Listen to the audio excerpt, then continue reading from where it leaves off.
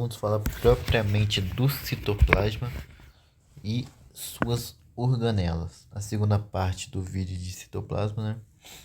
Então, vamos lá. O citoplasma, na verdade, o conjunto de tudo. Vamos desenhar aqui para ficar mais didático, né? Vamos aqui, temos uma célula. Uma célula que tem seu núcleo. Aí vamos lá, temos as suas organelas, tal, suas organelas. Então, este diâmetro todo aqui se denomina protoplasma, ok?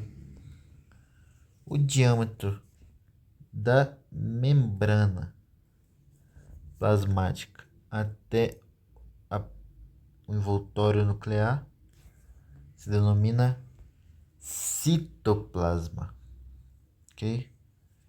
E o diâmetro do núcleo se denomina nucleoplasma ou carioplasma, ok?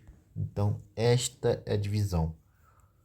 Tudo é protoplasma, o diâmetro da membrana plasmática até o envoltório nuclear se chama citoplasma e o diâmetro do núcleo se chama nucleoplasma, ok? Isso aí a gente já bem fácil de saber. Mas do que é composto o citoplasma? O que é composto o protoplasma?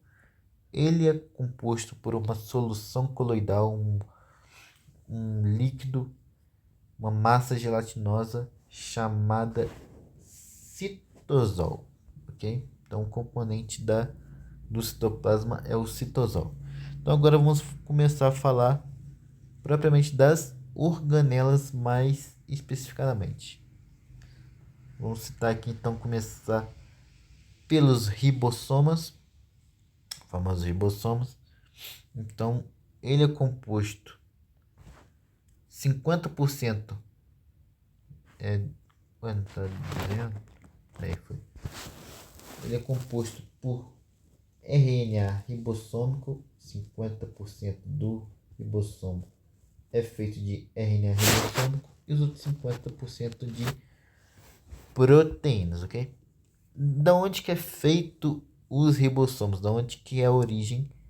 Eles são fabricados no nucleolo. Vamos dizer aqui o nucleolo, aqui tem uma representação da célula e dos ribossomos. Então, aqui tem o citoplasma, né? E aqui tem o núcleo. O ribossoma é feito numa parte do núcleo chamada de nucleolo. Okay? Então, vamos dizer aqui, né? Este azul se chama nucleolo, onde é fabricados os ribossomas. Ok? Qual que é a função dos ribossomas? Ele tem função de síntese de proteínas ou síntese proteica, ok? Então, esses são os ribossomas. Estes são os ribossomos. E aqui é como que o ribossoma sintetiza proteína. Aqui tem o RNA mensageiro com todo o com RNA que tem aqui, vamos aqui tem uma adenina, aqui tem uma uracila, aqui tem uma guanina, aqui tem uma citosina. Então toda essa parte aqui são de nucleotídeos, que esses nucleotídeos vão se ligar ao RNA transportador, vão ser lidos, vão ser traduzidos e com essa tradução vai ser gerada proteínas, ok? Então é assim que é feito uma proteína, uma síntese proteica. Então agora vamos passar para o retículo endoplasmático ou também chamado de RE, ou RE, né? E tem dois retículos endoplasmáticos. O retículo endoplasmático rugoso e o retículo endoplasmático liso. Vamos começar então falando do retículo endoplasmático liso, que neste gráfico é este aqui, ok? Então, quais que são as funções do retículo endoplasmático liso? Ele tem como função a síntese de lipídios, a absorção e liberação de cálcio e a desintoxicação de fármacos. Então, onde é encontrado uma célula que tem a maior quantidade de ribossomos, não, de retículo endoplasmático liso em seu citoplasma? Nas células do fígado. É muito predominante o retículo endoplasmático liso nas células do fígado. Por quê? Porque no fígado, qual que é a função do fígado? Ele desintoxica várias substâncias. Então, as células do fígado tem que ter uma quantidade maior e mais desenvolvida esta organela. E além disso, também tem função de síntese de hormônios esteroides. Que esta síntese de hormônios esteroides está presente nas células de Leydig nos homens, né? Nos testículos dos homens. Então agora vamos passar por retículo endoplasmático rugoso. E por que é chamado de rugoso ou granuloso? Porque tem ribossomos aderidos nesse retículo. E quais que são as funções deste retículo? A síntese de proteínas, né? Já que tem ribossomos aderidos e depende do ribossomo para funcionar, então tem a mesma função. Então, a síntese de proteínas também tem a função de glicosilação, ok? E também a secreção de lipídios.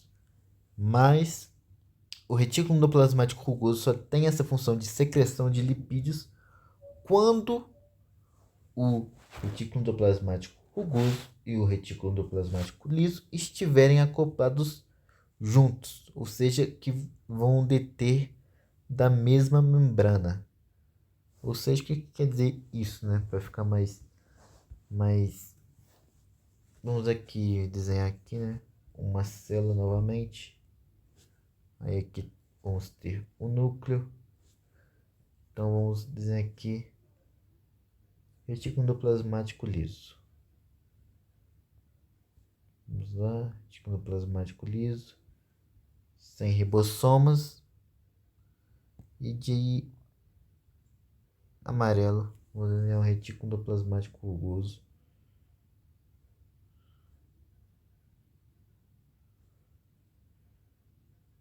Aqui. Ok. E vai ter ribossomos aderidos. Vamos colocar ribossomos como azul. Então, quando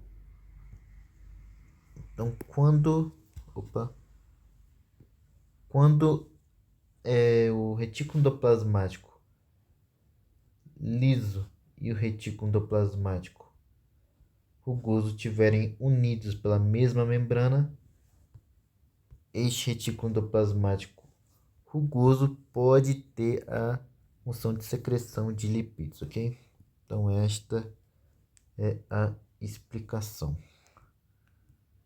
Opa, não quer apagar. Aí foi. Então vamos lá. Vamos agora de aparato de... eu não expliquei também que estes produtos, esses lipídios, essas proteínas que são fabricadas por essas organelas não, não ficam no citoplasma andando livremente. Elas são envolvidas por uma membrana, ou seja, uma vesícula. Então, meio que saquinhos, ok? Então, dentro desses saquinhos, que são as vesículas, tem os produtos que estas organelas fabricam. Então, estas vesículas vão ser transportadas de uma organela para outra e cada passagem para essas organelas vão sendo feitas essas funções e vai se modificando a vesícula e o produto que está dentro desta vesícula, ok? Então agora vamos para o aparato de Golgi, ou complexo de Golgi, como quiserem chamar. Quais que são as funções do aparato de Golgi? Tem bastante funções. Ele tem a função de síntese de carboidratos, glucosilação, sulfatação, fosforilação, empacotamento e também, além dessas funções, também tem uma outra função de produzir uma nova organela, que a formação dos lisossomos são feitas pelo aparato de Golgi, ok? Então, como que é a composição da aparato de Golgi, né? Vamos fazer outro desenho aqui, porque ele está muito difícil de chegar ali. Então, o aparato de Golgi são feitos por cisternas, por várias cisternas. Vamos colocar 3 aqui. Sendo que ela vai ter um lado convexo, um lado côncavo, ok? O lado convexo vai se chamar de cara cis, e o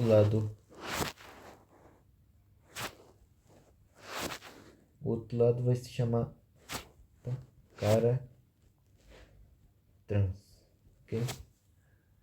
Então, essas duas caras podem ser chamadas quando tiver uma cisterna só, ou quando tiver o conjunto de mais cisternas, ou seja, aqui 3, ou seja, essa aqui vai se chamar cisterna cis, essa aqui vai ser cisterna trans, essa aqui vai ser a cisterna medial, ok?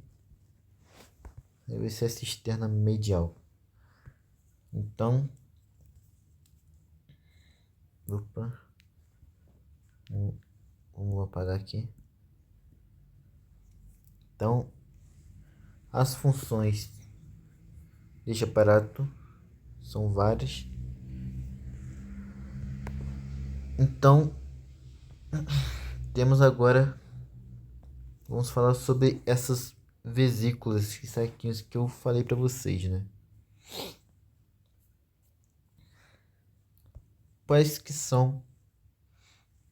O que são essas vesículas, né? Como eu já expliquei, são um recobrimento de proteínas que vai ajudar essas proteínas a chegar ao seu destino, seja elas para fora da célula, para outras organelas, então vai ajudar a chegar ao destino. Então, existem 5 tipos de proteína que desencadeiam a formação de vesículas. Essas vesículas portadoras de proteínas, que são a COP1, COP2, a clatrina, o retrômero e a caveolina, ok? Vamos no processo de síntese proteica, a gente vai falar mais especificamente de COP1, COP2 e as clatrinas. Então, aqui é o processo, este desenho aqui, este gráfico, é o processo de formação e síntese de proteínas, né? Então, temos aqui o retículo endoplasmático rugoso, com ribossomos aderidos, e este retículo endoplasmático vai sintetizar proteínas, essas proteínas sintetizadas vão passar para o retículo endoplasmático terminal, que é a última cisterna do retículo endoplasmático, ok?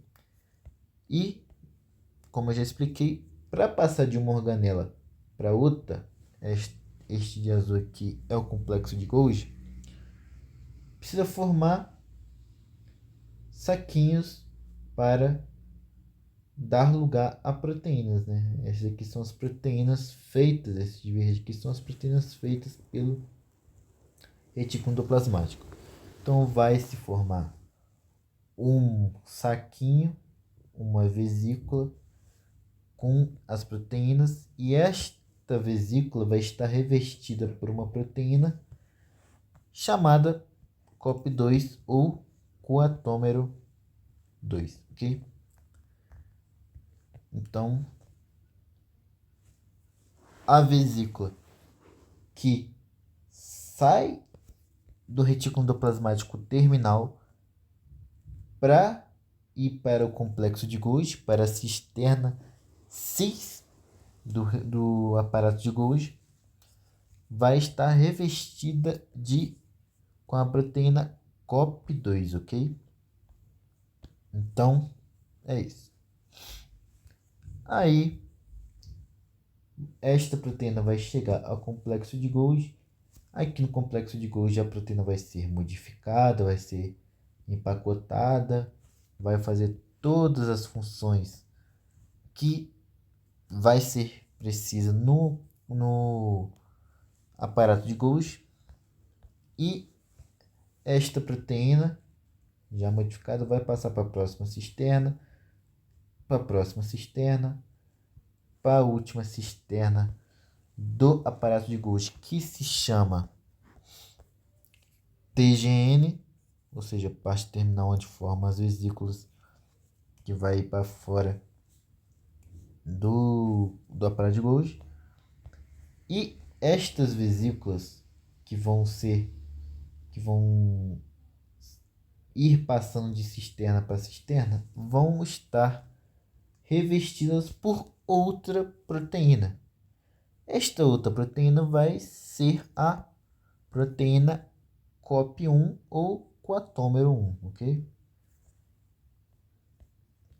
Agora, esta vesícula passou para a última cisterna do aparato de Golgi, e ela já vai ser empacotada, já foi modificada, já foi empacotado e vai ser enviada para o citoplasma ou para o meio extracelular. Para ser levada para o meio extracelular ou para o citoplasma, vai ser utilizada outra proteína de revestimento, que vai ser a clatrina. Vai essa vesícula com os produtos já modificados e feitos pelo retículo endoplasmático e pelo aparato de Golgi, vão ser revestidas por clatrina, ok? Então, só para relembrar, vesícula que sai do retículo endoplasmático por aparato de Golgi, revestida por COP2. As vesículas que vão ser transportadas pelas cisternas do aparato de Golgi vão estar revestidas pela COP1. E as vesículas que vão para o meio extracelular ou para o citoplasma vão estar revestidas por clatrina, ok? Então, este é o processo. Agora, vamos falar sobre endocitose e exocitose, que são os movimentos que transportam partículas e moléculas para fora da célula ou de fora para dentro, né? Então vamos começar. E esses movimentos para trazer moléculas ou expulsar moléculas, substâncias, fazem modificação na configuração da membrana plasmática e transporta grandes e também pequenas moléculas, ok? Então vamos começar falando da endocitose, que é a entrada de partículas e moléculas e substâncias na célula. E essa endocitose é dividida em duas: a pinocitose e a fagocitose, ok? Qual que é a diferença entre os dois? A pinocitose engloba moléculas de menos de 150 nanômetros, né? Então vai ser a entrada de vai ser a entrada de moléculas e substâncias menores que 150 nanômetros, né? Estas moléculas de 150 nanômetros são normalmente macromoléculas muito pequenas ou também líquidos, né? Líquidos. Ou seja, então, vai permitir a entrada de líquidos e pequenas moléculas, foi o que eu falei. E esses líquidos e moléculas interagem com a proteína caveolina e flotina e vão formar vesículas. Então, para explicar, vou desenhar novamente uma célula aqui. Então, vamos aqui, vamos pegar uma borracha. Então, vamos lá. Tem aqui uma molécula. Ela vai querer entrar na célula, ok? Então, ela vai querer entrar na... Tá, vamos desenhar assim. E aqui vamos desenhar os passos, né? Ela vai aderir à membrana plasmática. A membrana plasmática vai se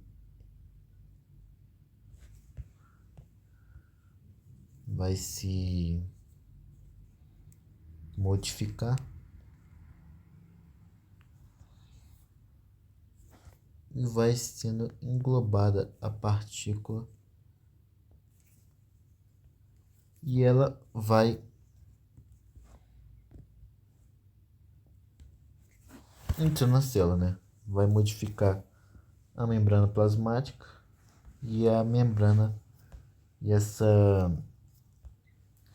molécula vai entrar. Lembrando que são moléculas pequenas, menores que 150 nanômetros, e, sendo resumido, né, em líquidos, né, que são tão pequenos que podem ser líquidos, ok? Então, esta é a pinocitose. E a fagocitose, o que é? Um é de moléculas muito pequenas e a fagocitose são moléculas um pouco maiores, maiores do que 250 nanômetros. Ou seja, permite a entrada de grandes partículas normalmente sólidas, como, por exemplo, resto de células, bactérias e também, por que não, corpos estranhos, né? Vírus, bactérias, corpos estranhos. Então, corpos com corpos maiores do que 250 nanômetros. Então, esta é a endocitose. Vamos apagar aqui para não ficar ruim o resumo. Agora, vamos falar sobre a exocitose. A exocitose, que é a saída de partículas e moléculas da célula, né? E temos duas formas de exocitose. Vamos falar de cada uma. Então, vamos lá. Depois de todo aquele processo de síntese de proteínas que a gente viu aqui, onde são formadas as proteínas e as vesículas vão transportando de organela para organela até ser totalmente modificada e empacotada as moléculas. Então, a partir daqui, depois que sai do complexo de Golgi, essas vesículas têm quatro formas, quatro caminhos para seguir. Então, o primeiro caminho, esses produtos, essas vesículas se fusionam com a membrana plasmática, seja lá para recuperar a membrana plasmática de algum erro, de alguma lesão. Então, estes produtos são usados e se fusionam com a membrana plasmática. A segunda forma, esses produtos se fusionam com a membrana plasmática, mas depois são expulsados seus produtos e são exocitados. Ok? Então, esse produto vai sair da célula, resumidamente, né? Vai sair da célula, vai se fusionar e depois vai ser expulsado. A terceira forma, este produto vai se condensar no citoplasma para ser usado futuramente pela célula. Então, ou depois, mais posteriormente, serem liberadas, mas para serem liberadas vão precisar de um estímulo regulador ou um evento regulador, né? Um estímulo externo para estes produtos serem liberados.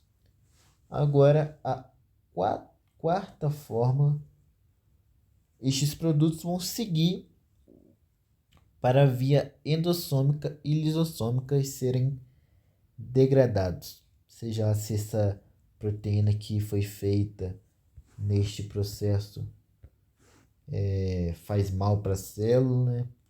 Ou se tem algum erro. Então, estes produtos são mandados para... Essas vesículas são mandadas para o quarto passo e seguem para a via endossômica e lisossômica que a gente vai ver o que essas organelas faz daqui a pouco.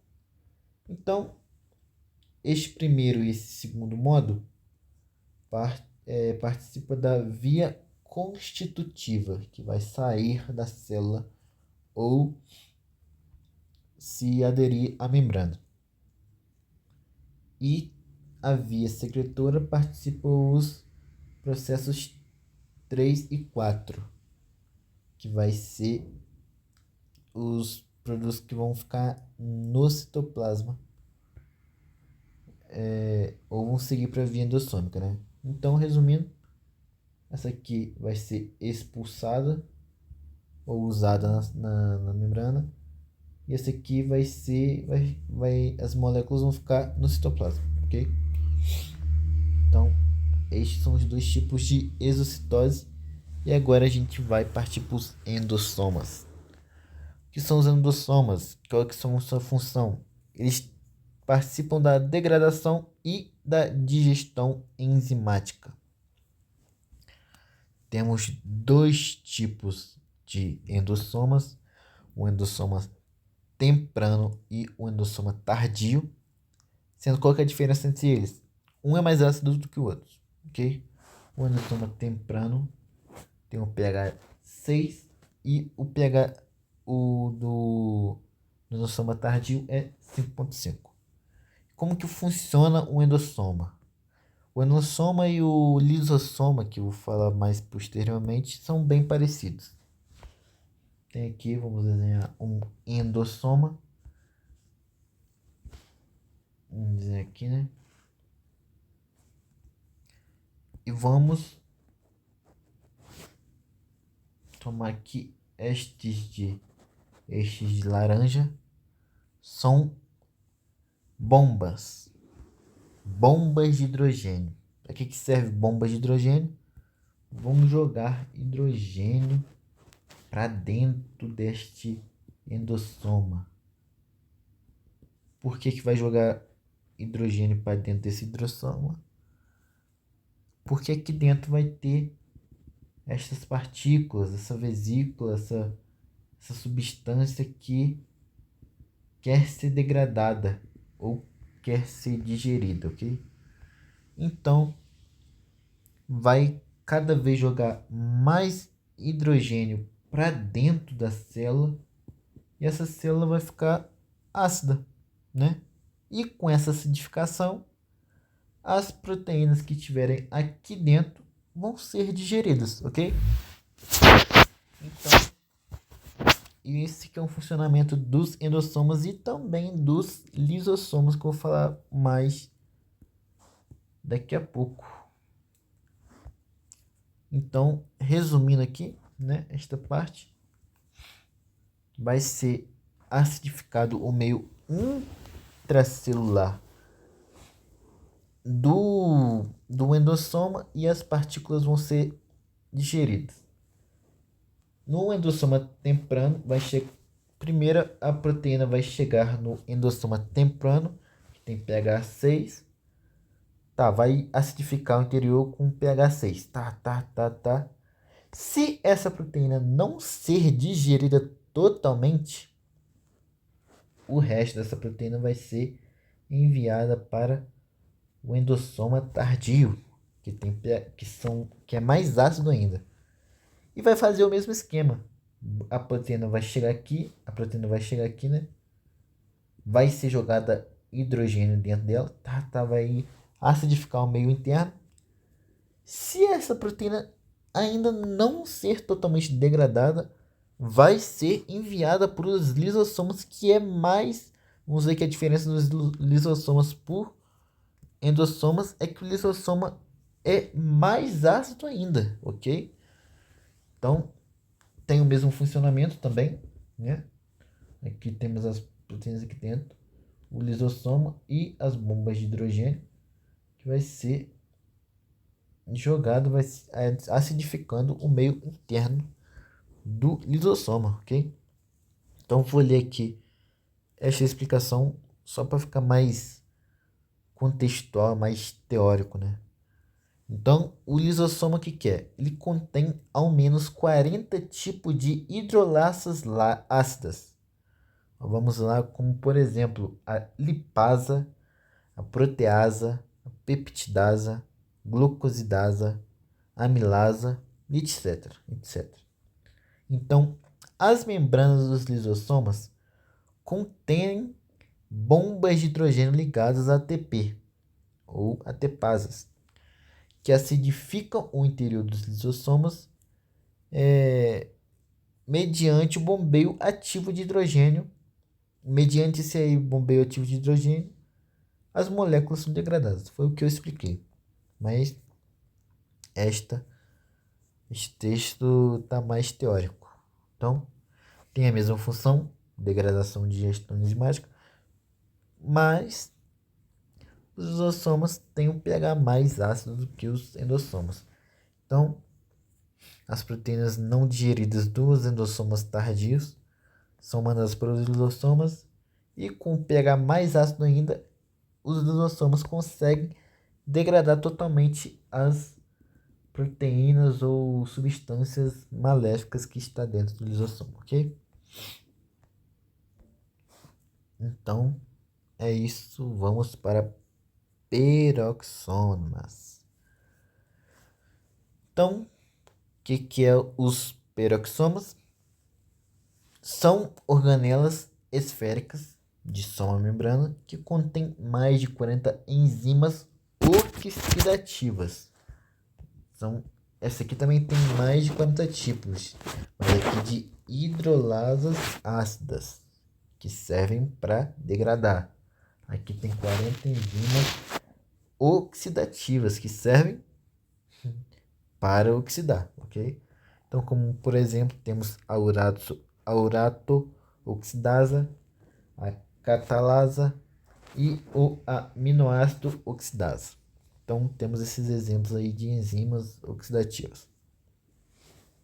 Então, a sua função.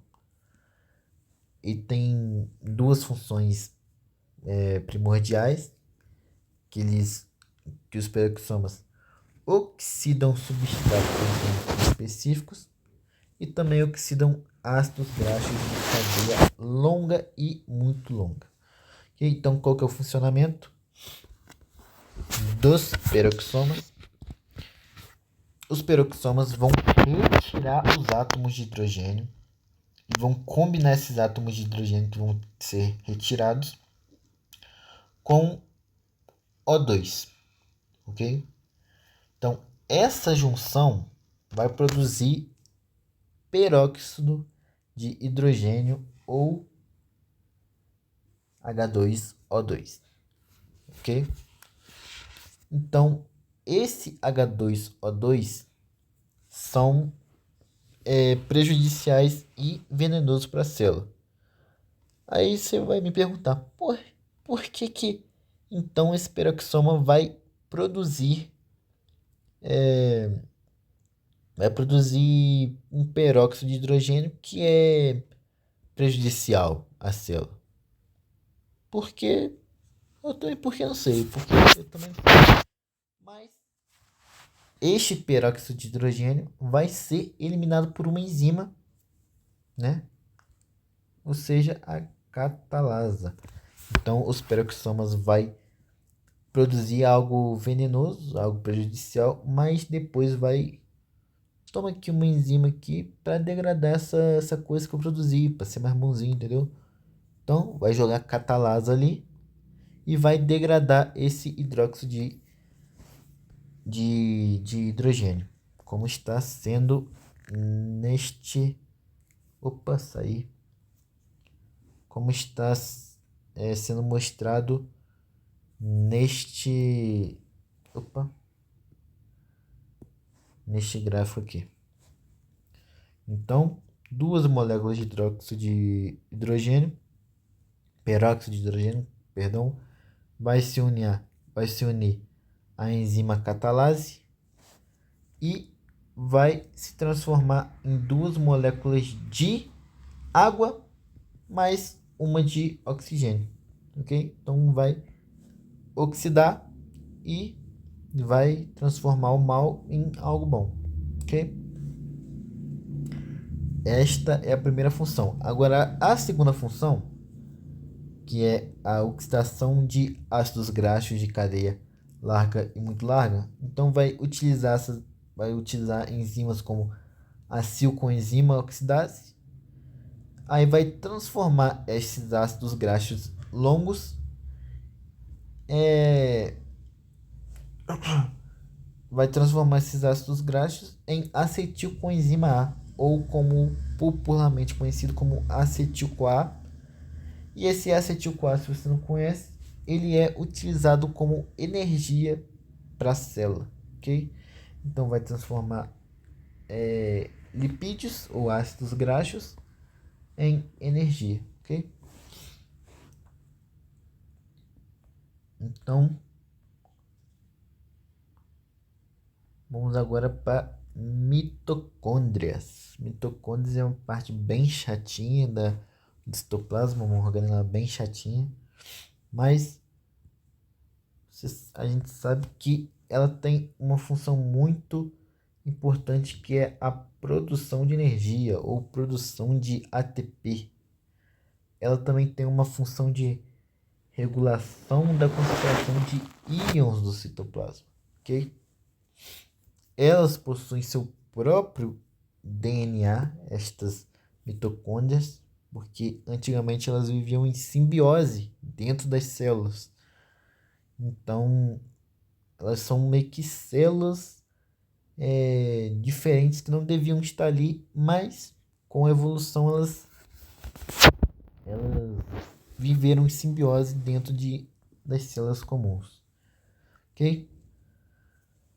Elas têm duas membranas e também têm ribossomos dentro dela, além do próprio DNA, como já mencionei.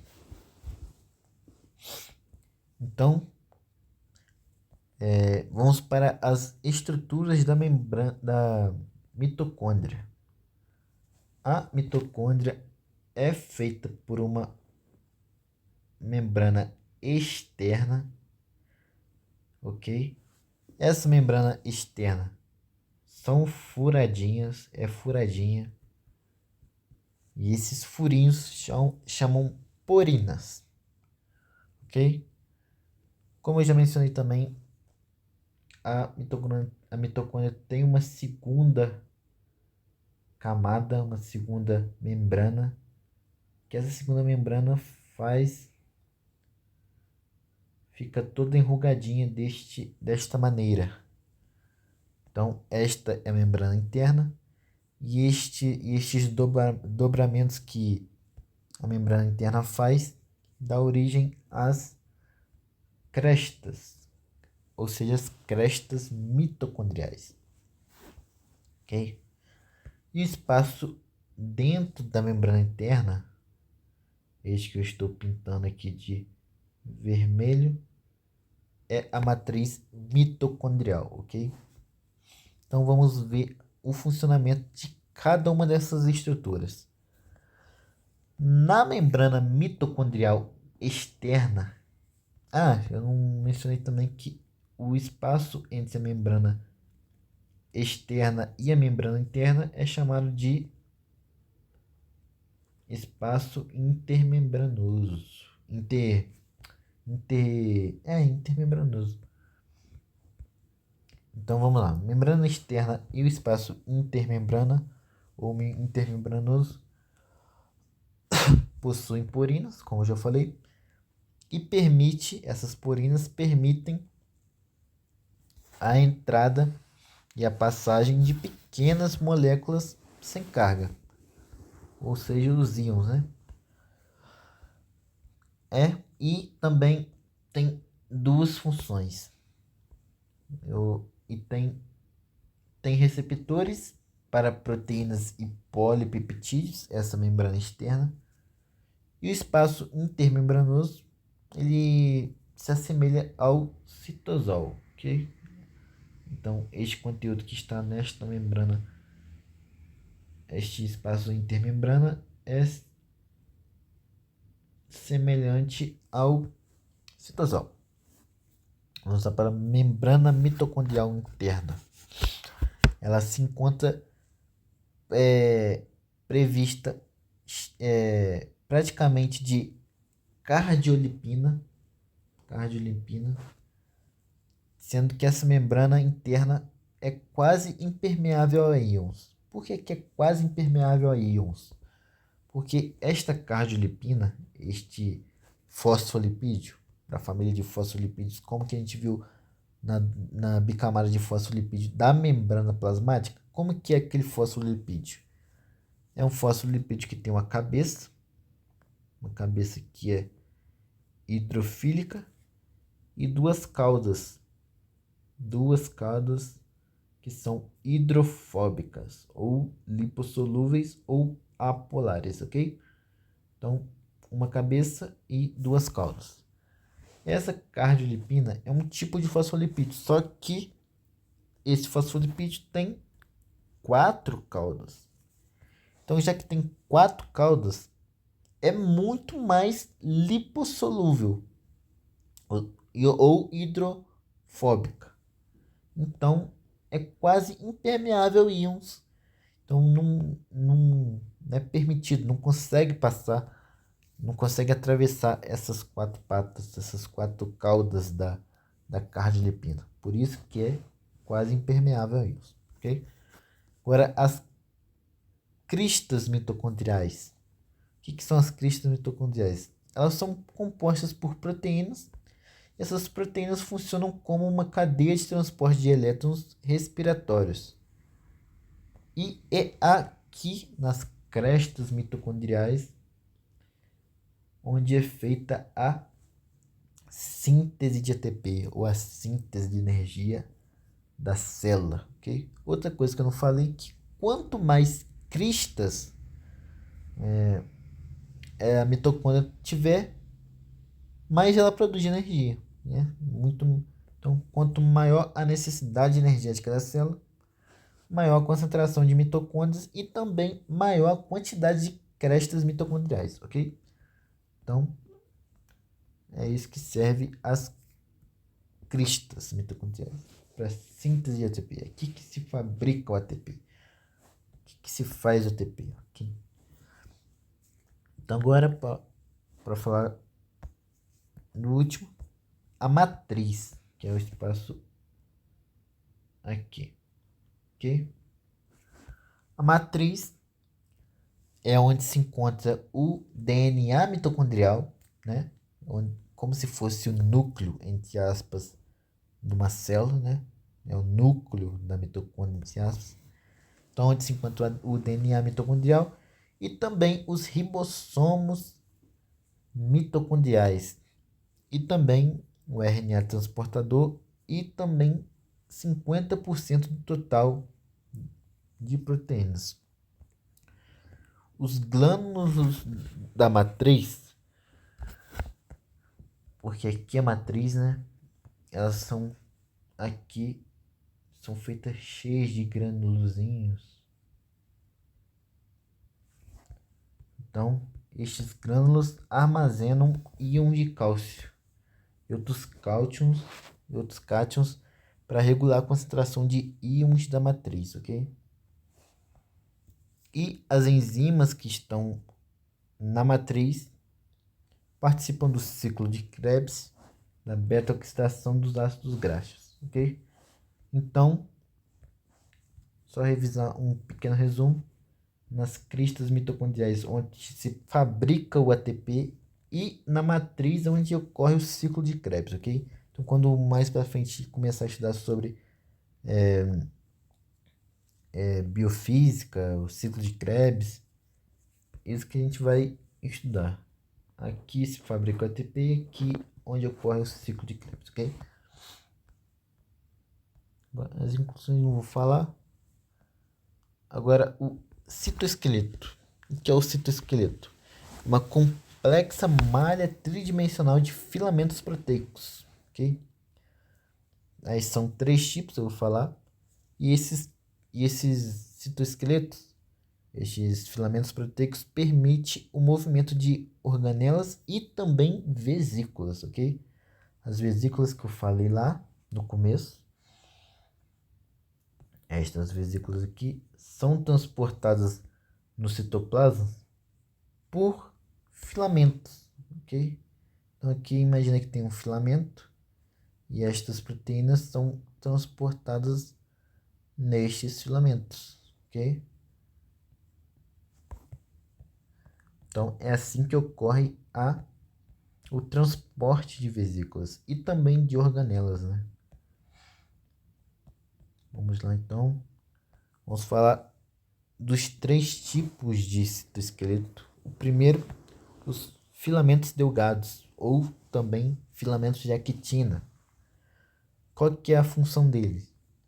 Eles permitem o movimento celular ou intracelular, que é a contração e os câmbios de forma, as mudanças de forma da célula é permitida por causa destes filamentos de actina, ok? Então, vamos lá. Palavra principal: mudanças de forma e movimento celular. Agora temos a segunda forma de citoesqueleto, que é os filamentos intermédios ou intermediários, ok? Agora a função principal dele eles blindam resistência mecânica e estabilidade estrutural e também dá a forma tridimensional da célula, ok? E por último temos o microtúbulo, ok?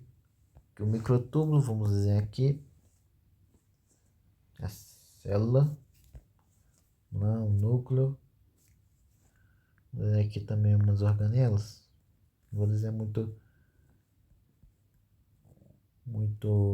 detalhado não, ok? Aqui, pá, pá, pá, pá, pá, pá. Então, o que são os microtúbulos?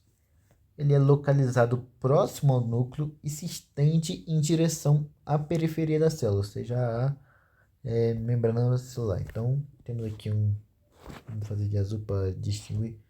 Então, aqui temos um microtúbulo, vai sair perto do núcleo e vai pro redor da célula, a cerca da célula, ok? Então, esses microtúbulos, como eu já falei, como mencionei, vão transportar moléculas vesículas daqui até o, sei lá, exemplo, para este ponto aqui, através deste caminho, ok? aqui, para cá, através do caminho.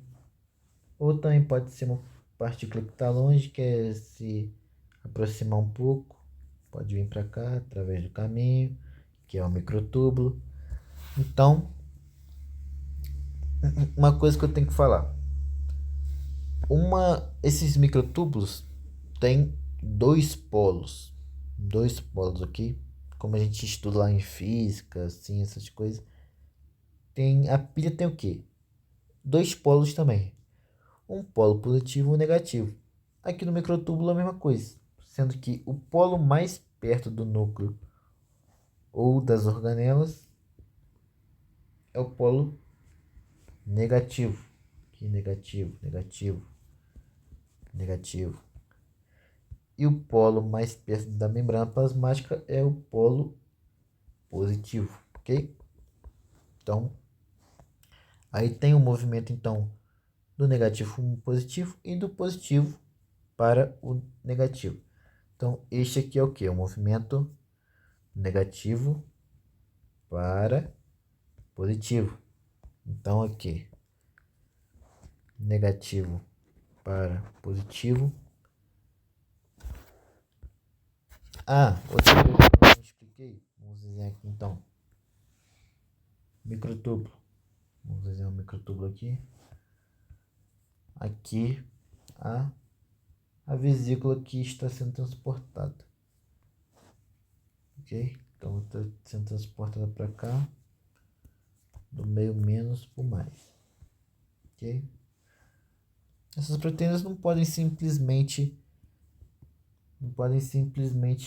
andar assim livremente por cima do microtúbulo. Ela precisa de uma ajuda de uma proteína que se chama proteína de motor. Essas proteínas de motor são tipo uns carrinhos que pegam essa proteína e conseguem transportar ela para o lado que for, ok? Então, estas aqui são as proteínas de motor, ok? Então, agora vamos ter que saber duas coisas. Qual que é a proteína que vai do meio menos para o meio mais, que faz este movimento aqui? Qual que é o nome dessa proteína que é capaz de transportar neste sentido? Se chama cinecina. Ela é a proteína que transporta do meio negativo, do polo negativo para o polo positivo. E no contrário, é utilizada as proteínas de motor dineínas, que movimentam as proteínas organelas ou vesículas do meio do polo positivo para o polo negativo, como pode ser visto nesta imagem aqui, né? Vamos lá. Temos a proteína motor, essas aqui, e elas transportam aqui outro microtúbulo também, ou uma vesícula, aqui uma mitocôndria, aqui as proteínas motores, né? Então, do meio mais para o meio menos é as dineínas. Do meio menos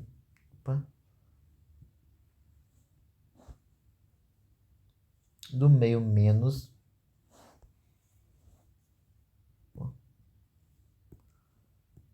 do meio menos para o meio mais são as cinecinas, ou também chamadas de quinecinas, ok? Então, é isso de citoplasma e todas as suas organelas. 54 minutos de vídeo, não é muita coisa, né? Então, isso é tudo.